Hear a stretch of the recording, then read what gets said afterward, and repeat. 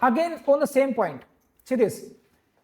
It was held in Krishna state that charge under section 34 presupposes sharing a particular intention. What is required? Again, they are repeating this. Krishna versus state. What is required? Sharing of particular intention. The dominant feature is what? Participation in action. This is required. Whether you participated in or not, participation is required. है ना? This participation need not in all cases be by physical presence. समझे आप? तो this is what? This you can see like this. This is what is dominant feature? Participation.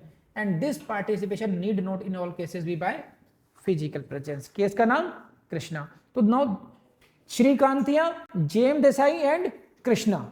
3 cases in sequence on same topic. And now come to case of Inder Singh. Again see this. 4 persons went armed with guns to the house of P to commit robbery. एक व्यक्ति के घर पर जाते हैं robbery करने के लिए. 4 पर्सन, 4 अपराधी P के घर जाते हैं उसको लूटने के लिए. But P was absent, P वहां पर नहीं था.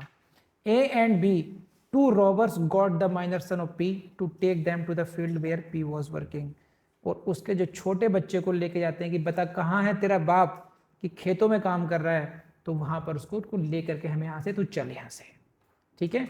तो 2 robbers, 4 लोग आए थे, उनमें से 2 चले गए कहां पर? पी की खोज में, उसके खेत में चले गए छोटे बच्चे को लेकर के. तो सीन विजुलाइज कर पा रहे हैं आप? 4 robbers when came to the spot, that is the house of the victim P. Then the P was absent, therefore they took the minor son of the P to the field where P was working. Now what happened? During their absence, the 2 other robbers C and D remained at the house. Now only 2 robbers are there. It means A and B are temporarily absent from the spot. And this is the important case for this only. Temporary being absent from this. All 4 came. It means they are participating. This is the part of their crime that they are going in search of P. So these 2 persons are temporarily absent from the house. Are you getting funny? Please raise hand अगर बात समझ में आ रही हो तो. One of them C stood near the main door of the house which he closed. उनमें से एक जो मुख्य द्वार है वहां पर खड़ा हो जाता है और नाउ उसको उसने मेन मुख्य द्वार को बंद कर. 2 sons of P who were at their shop close by, having had their suspicion aroused, then came to the house and pushed open the main door.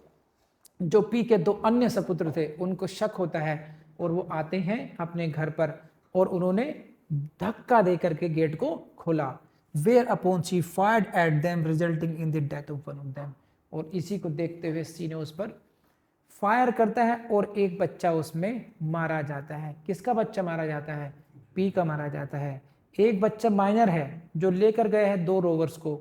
Now question यहाँ पर is this, what is this question, that when this one of the son died, was killed, who killed him? C killed him. Who is C? C is one of the 4 robbers, out of whom 2 are present at the house and 2 have gone to the field in search of P. It means those 2 persons are temporarily absent. They were not physically present at the house. Please raise hand की बात समझ आ रही है.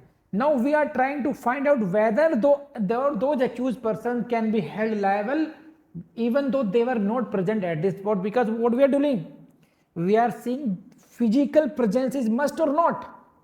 This is a case of physical violence, but the 2 accused persons are temporarily absent from here. Got it? So now come to this. It was held that A was also guilty of murder because though temporarily absent, he was participating in the joint criminal action. So this is important.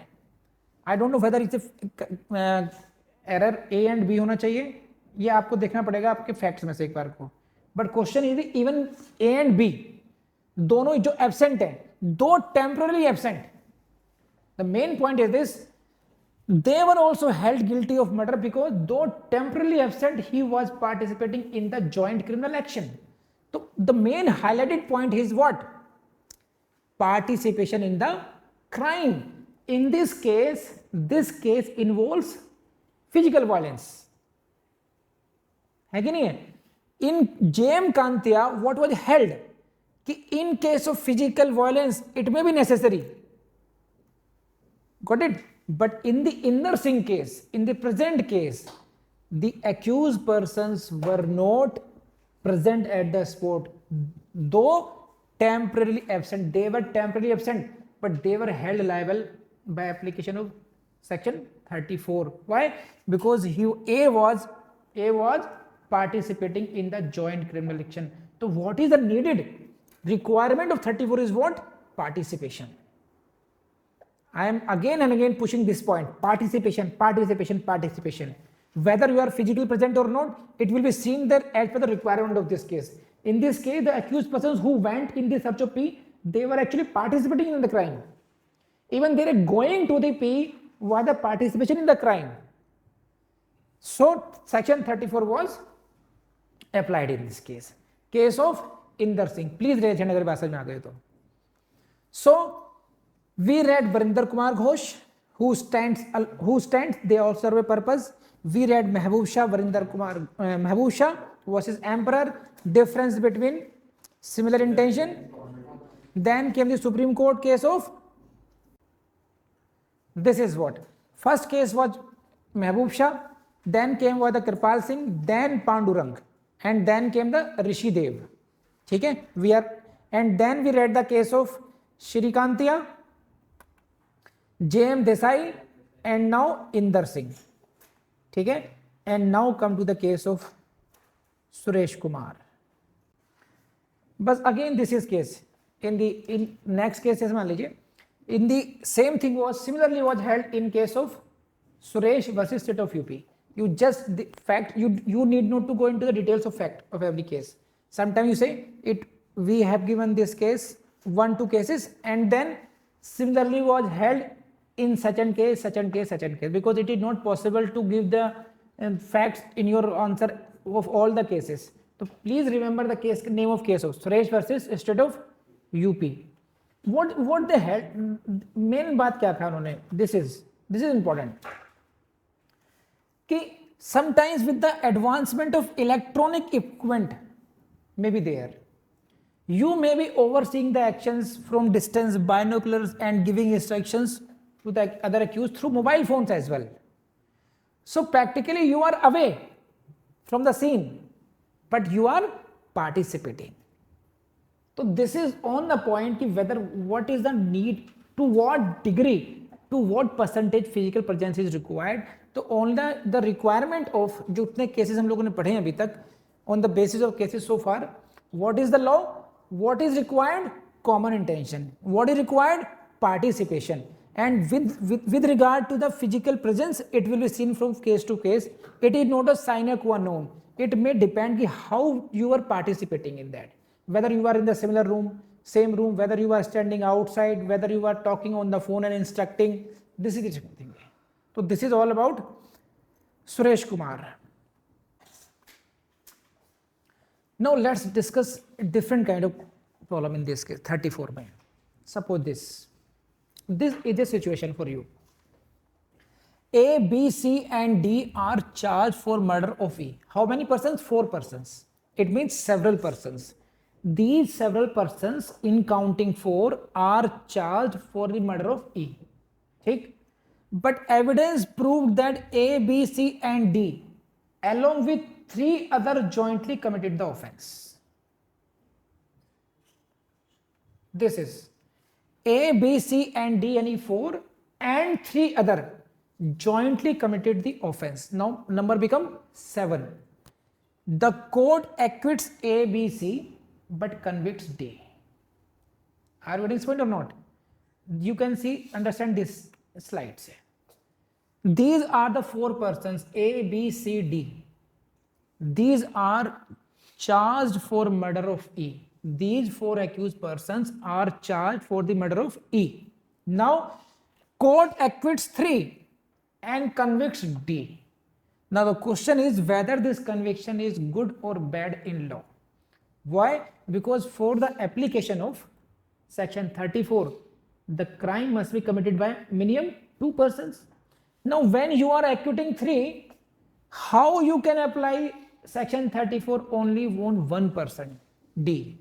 So, if you can't, one party is saying this conviction is bad, other party is saying this conviction is good in law.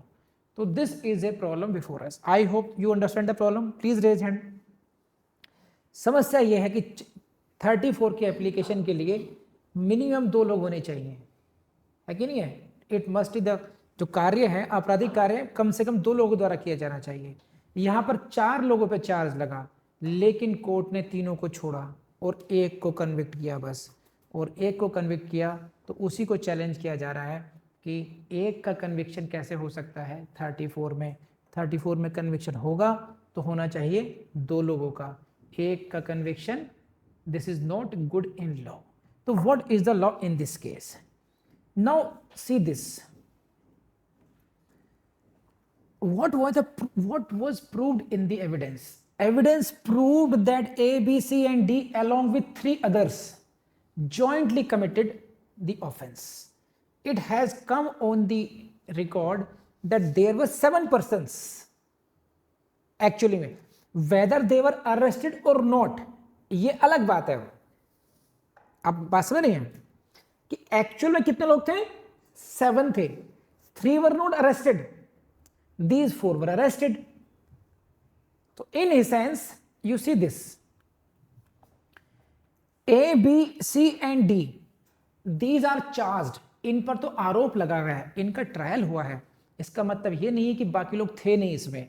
In this case, but evidence proved what? What was proved in evidence? इनके साथ along with 3 others jointly committed the offense. Suppose X, Y, Z. Now it means X, Y and Z also participated in the offense. Therefore, in such case, this is a leading case for this. Bharwad Mipa Downa versus State of Bombay case, leading case. Supreme Court declared that test for determining whether the remaining accused, one or more, could be convicted with the aid of section 34 is that whether the remaining accused shared a common intention and participated in its commission. So this is the test according to this case. Supreme Court held what this is. You see this. Supreme Court said कि this is the test. What is the test? Test for what?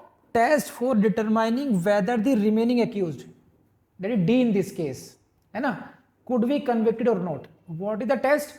Whether the remaining accused यानी कि D shared a common intention and participated in the crime or not.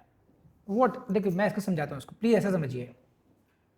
This is, if on the evidence such intention and participation is established, the remaining accused could be convicted by the application of section 34.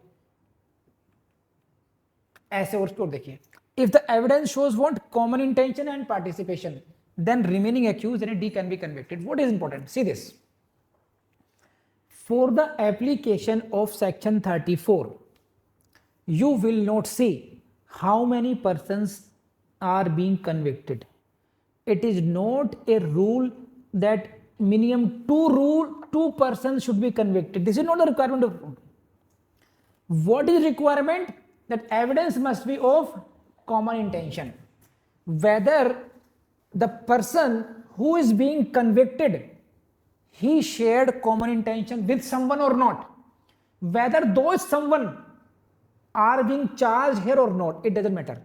Whether he has shared common intention and whether he has participated. These are the 2 requirements of section 34. Now it may happen. See how it can happen. Suppose these accused persons are acquitted just because they were given benefit of doubt on the point of identity. There is situation. See, एक situation ये हो सकती है, there में be situation when it is on record कि there were 5 persons और 7 persons actually में, this is an evidence, but all were having mask, only before could be identified because he was becoming hero. ने कहा नहीं, मैं ऐसे खुला करेंगे जो करना होगा, because he was identified, he was convicted, there the identity of the other accused persons could not be established, but their participation was established. What is, how many persons were actually participating in this? It is minimum 2.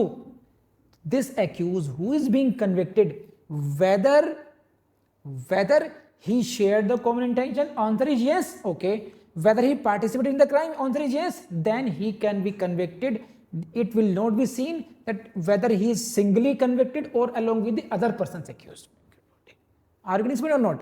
So what is important is not the number of persons who are being convicted.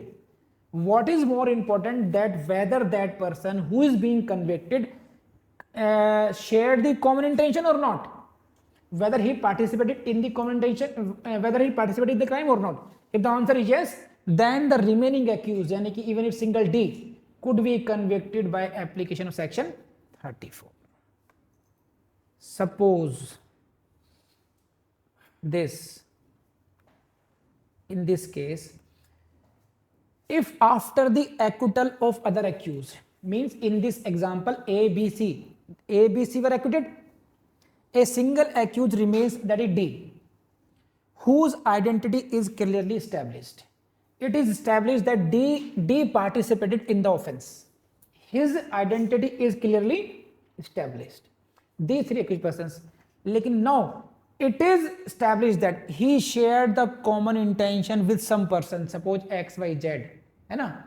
Whose persons other than the accused acquitted. इनसे अलग भी कुछ लोग ऐसे थे जिनके साथ इसने, whether named or unnamed, whether they are being prosecuted, whether they are being tried or not, it doesn't matter. There were some persons, then he can be convicted for this. समझे नहीं समझे? कर लेंगे आप लोग नहीं अभी? तो this is the law in that regard. You will have to see कि what was the role of this. I give you example. Suppose 4 persons come to kill someone. We take the example of Varinder Kumar Ghosh ले लेते हैं. Suppose कीजिए, this is the case of Varinder Kumar Ghosh. You know the facts of Varinder Kumar Ghosh. Varinder Kumar Ghosh में क्या हुआ? Varinder Kumar Ghosh was standing outside. It means he was participating. Suppose now we should modify these facts. In that case, only Varinder Kumar Ghosh was arrested. Suppose he was arrested with 2-3 persons and 2-3 persons fled away. The persons who are arrested with Varinder Kumar Ghosh were acquitted on the point of the failure of identity. So now it will be seen that there were other accused persons also. What is important, that Varinder Kumar Ghosh participated in the crime and he shared the common intention.